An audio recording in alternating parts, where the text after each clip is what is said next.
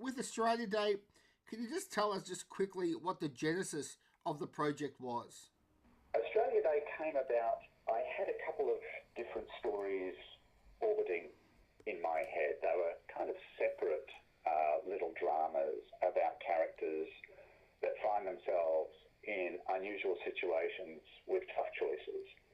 And then the opportunity came about. It was a bit of a light bulb moment where I thought, well, I knew that Irwin was looking for a longer form project to work with me on.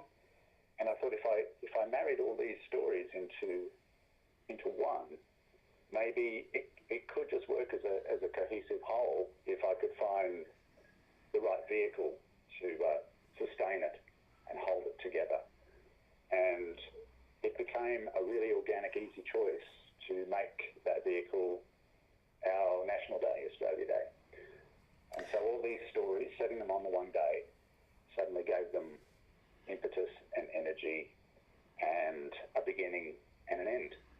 And it came quite easily from that point. And what were the main themes that you were wanting to explore? All of thematically, the film really centres around moral choices that these characters have to make.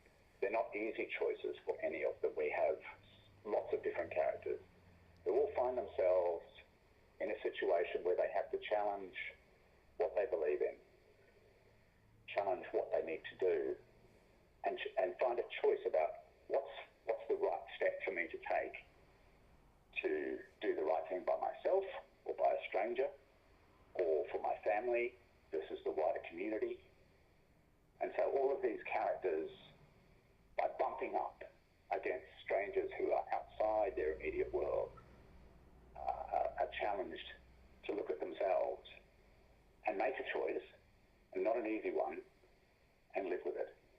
And that was really the underlying message that underpins all of the stories.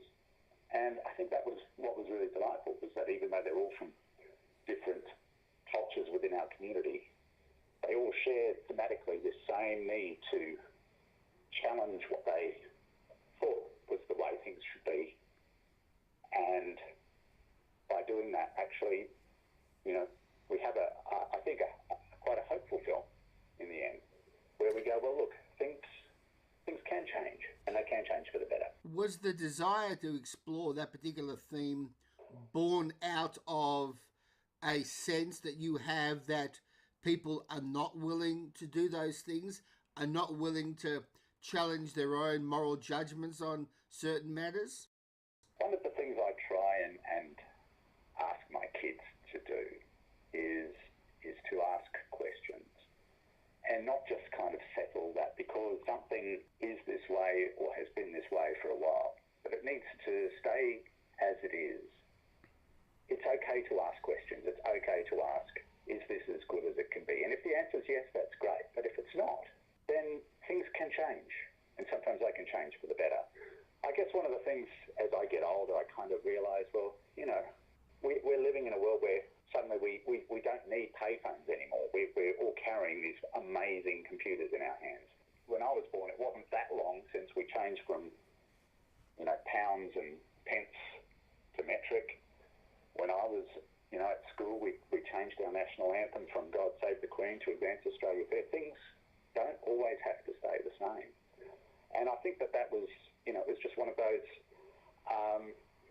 moments where, as one gets older, you look back and you go, well, things have changed a lot, and they're going to continue to change. And I think becoming a father is one of the things that helped shape me, frame some of the choices that my characters face in this film. A lot of it has to do with family and immediate community and expectations. And I think that is what makes it relatable. One of the stories involves an Indigenous police officer basically trying to make up for what she senses was a mistake in the way that she dealt with a young girl who's now on the run. I'm keen to know what that reflects in your feeling about Indigenous affairs at the moment. People always regard these matters, of course, Stephen, as you know, with great sensitivity.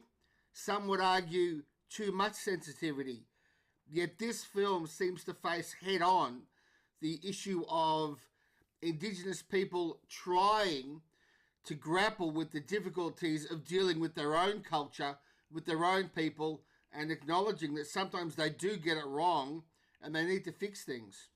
And as an Anglo middle-aged writer, I have to sing out a big thanks to a couple of wonderful women who assisted me with this.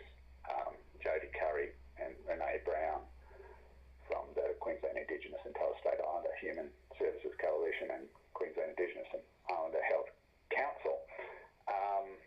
They were so generous and honest with their time and feedback.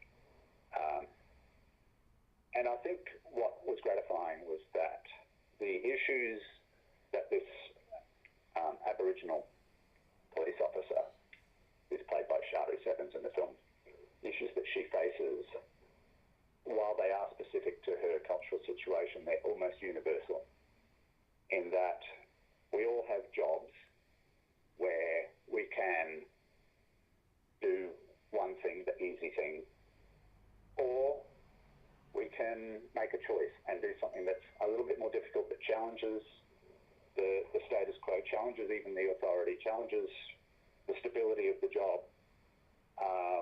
in order to do the right thing. And we're seeing that in all sorts of foray in the world, like with whistleblowers, protection and things like that. And I think that this is one of the things that makes it really exciting, is that, you know, she is asking, how do I, as an Aboriginal woman, do my job and carve out a place in the world and still do what I know in my heart is the right thing. It's not that she didn't do the right thing necessarily in the past, but it could have been done better. And that's what she has to decide. What's better for me, to do nothing or to actually step up, put everything I work for at risk and try and help someone? And obviously, you know, that's what makes good drama, is people, you know, facing conflict, and that's what she does. And in another story, you've got a bunch of young white Aussie guys doing what they think is the right thing by beating up a Middle Eastern kid for a crime they believe he's committed. Things, of course, change during that, and I think what you guys have covered thematically in that one narrative strand in the film was actually a film in itself, and was more effective than the comedy Down Under, which was out a couple of years ago, which was a very noble attempt to deal with the same issues. I think that in a very compact way you dealt with the issues of racial hatred and conflict in a very condensed, very powerful manner in that story. And it's an interesting story in terms of masculinity as well. You know, what is the right thing to do as a man who wants to protect his family? And married with that is the idea that bad events can be sown in silence. And these young actors played by Daniel Webber and Sean Keenan, who are just marvellous, they have a younger sister played by Isabel Cornish, who, by a sin of omission, kind of exacerbates this terrible situation where prejudices are allowed to bubble up and are fueled by this, you know, this masculinity, this testosterone, this desire to protect that, and that the law is not sufficient to deliver justice where it's due. And so these young men take matters into their own hands, and it's only by, you know, the younger brothers stepping up and challenging this that something changes. It really is a great exploration of masculinity. Certainly in Australian cinema, it's been an ongoing theme ever since the Renaissance of the 1970s, and it was so great the way, as you say, you really sort of pulled the rug from under the idea that we are men, we're masculine, we're doing the right thing, we have moral right on our side, and then to find out that, well, actually maybe that's not the case. And it's the idea of we all have to make choices within a framework and they're not always easy. There's never, the clear-cut answers are the easy ones for us to take. It's the ones that come at a cost that are harder. The ones that go, oh, look, if I do this, I might lose, the respect of my family or the love of my, significant other or my standing in the community. But yet, there are deeper seated, more connected tissues between us regardless of culture and where we grew up and what the landscape is outside our window. And I think that's the exciting thing as we move into becoming global citizens, that we have to challenge those things and go, well, what are the bigger issues at stake here? How do I be a good husband, brother, sister, daughter, mother, and still, be the kind of person that makes the world a somewhat better place? Not easy. And with the story regarding the young Asian girl on the run who encounters Brian Brown, who's an aging farmer with a new crisis in his life to deal with, you seem to be addressing an issue of the way Australians like to turn a blind eye to problems that are right in their face. Was that the intention with that particular thread? I think with that really interesting story where, a citizen who's not Australian comes into the orbit of, a very well-known and well-loved Australian actor who plays this character, Terry Friedman. These two worlds definitely, they do collide. But this is, with sex slavery and slavery in general, it's not an issue that's gone away. It's one that's got worse and worse around the world.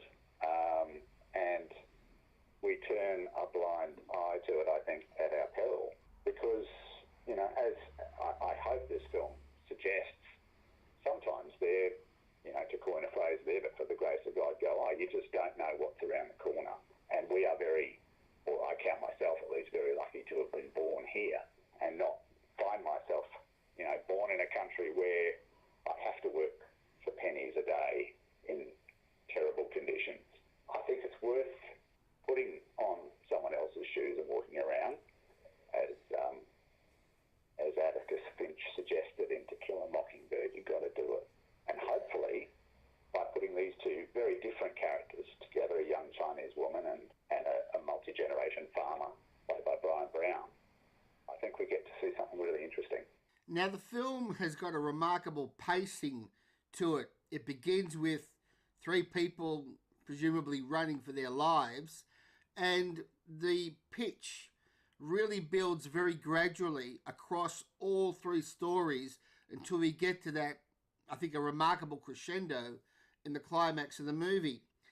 Now, be honest with me, was that all there on the page, that beautifully measured building of pitch and tension, or do we have to credit Kriv Stenders and the editors with a lot of that? Filmmaking is a wonderful and collaborative business, and sometimes, it could, the end product can be, greater than the sum of its parts. I'm happy to say that the intention was always there in the script, that this pace and energy and structure was there, and that there's also, very importantly, this counterpoint between, as you say, there's running at the start, but then there's stillness and shadows and things that go on in closed rooms where people are almost captive to their circumstances. And then there's more pace. And then there's, another moment of dangerous reflection. But what I love about working with Kriv, and I've worked with him on a couple of projects now, is that he is, as he directs, he is this indefatigable bundle of energy, and he brings that to the screen. And his work with Jeff Hall, the cinematographer, made this propulsive, forward-moving action that I think really complements the tapestry of light and dark that we have, sunshine and shadow in the film. And to that extent, I was really delighted that we were able to film it in my hometown, Brisbane. The photography is just so good in this film, and as you mentioned, the lighting and the use of shadow, I was referring to this film as suburban noir. I like that. I'm going to steal that. Were you inspired by the film Crash? Crash is a great film and deserved the accolades that it got, interweaving stories as it did. I was probably more so inspired by the clever storytelling of Soderbergh's Traffic, which also has multiple storylines. It's not a new device, but when it's done well, it is wonderfully compelling. And to even be mentioned in the same paragraph as either of those is delightfully complimenting. I really, I hope that I do the multiple storyline genre justice. With Australia Day, I did make the point in my review that this is another terrific Australian movie that's had almost no marketing. Now, is this something that disappoints you, or was it part of the distribution package from the get-go that you knew about? Fortunately, I have a very limited skill set, which is mostly limited to, writing stories and seeing how they're visualised. The difficulty of marketing film and television in today's really fluid environment is not an easy one at all. It's a great challenge for all Australian films to compete on what has to be a global marketplace now, where there is almost endless content right at people's fingertips. To carve out a place where people will choose homegrown content over a world full of content is not easy. And of course, there's never enough money for marketing. Even the big American blockbusters who sink tens of millions into marketing, there's never enough to assure a place. It all comes down to word of mouth in the end. And I think that that's one of the things that we've been really grateful for, is that there's been a lot of people who have gone to the cinema, have seen the film, and are talking about it. And you can't put a price on that. When you see the film, when you actually see it realised on screen, with all the editing, with all the direction, with all the wonderful performances in it, how do you react? Do you kind of sit back and go, wow, I actually wrote this thing? I'm my own worst critic, and I'm the kind of guy who normally goes and focuses on what I've done and wrings his hand and goes, oh, I wish I'd done that better. When I did see the film at the State Cinema in Sydney, I kind of forgot who made it, and I was really just enjoying the performances, particularly of some of these young actors who were cast in it. There's some really mesmerising talents there, and if you're not caught up by that, then there's something wrong with you, I think. Now, Stephen, you've given us Australia Day, and you've given us Wake in Fright. What are the chances that your next project is going to be a comedy? Well, at the moment I am working on a forensic crime show. It's for ABC Australia and ABC Studios International. It has some really good comedy in it to counterbalance the subject matter, which is about, forensic pathology. It's been a lot of fun to write. I love writing comedy. The opportunities don't always immediately present themselves, but I take them when they arise. To be honest, mate, I haven't seen Carpool or any of your previous films. Can you just give us a little bit of background about where you were trained, what your background is? I studied film and video production at Art College up here in Brisbane, and then had a kind of a checkered career after that, doing all sorts of everything from corporate videos to to slowly working into writing short stories and then a couple of novels, which are supernatural thrillers, ghost stories, effectively.